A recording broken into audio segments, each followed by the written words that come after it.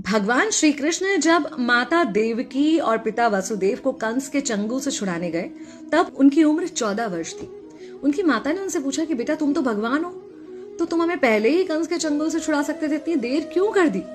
तो कृष्ण जी ने कहा, माता क्या पिछले जन्म में आपने मुझे 14 वर्ष का वनवास नहीं दिया था? माता हैरान रह गई, बोली ये क्या कह रहे हैं आप? तब कृष्ण जी ने बताया कि पिछले जन्म में मैं राम था और आप थी माता कैकेयी और आप ही ने मुझे 14 वर्ष का वनवास दिया था और कर्म फल से कोई नहीं बच सकता माता, इसलिए आपको 14 साल का ये दुख सहना पड़ा। तब आश्चर्यचकित होते हुए माता ने पूछा, तो फिर यशोदा पिछले जन्म में कौन थी?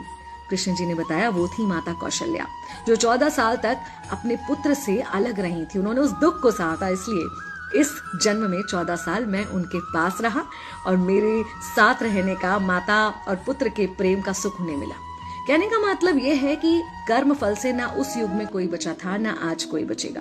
खुद भगवान भी कर्म फल से नहीं बच सकते, इसलिए अपने हर एक कर्म को बहुत सोच समझ कर कीजिए, क्योंकि जिसके भी खिलाफ आप कुछ गलत कर रहे हैं उससे आपकी शत्रुता कुछ समय या शायद एक जन्म की है, लेकिन उसके साथ कुछ गलत करके आप अपने कई जन्म बिगाड़ सकते हैं।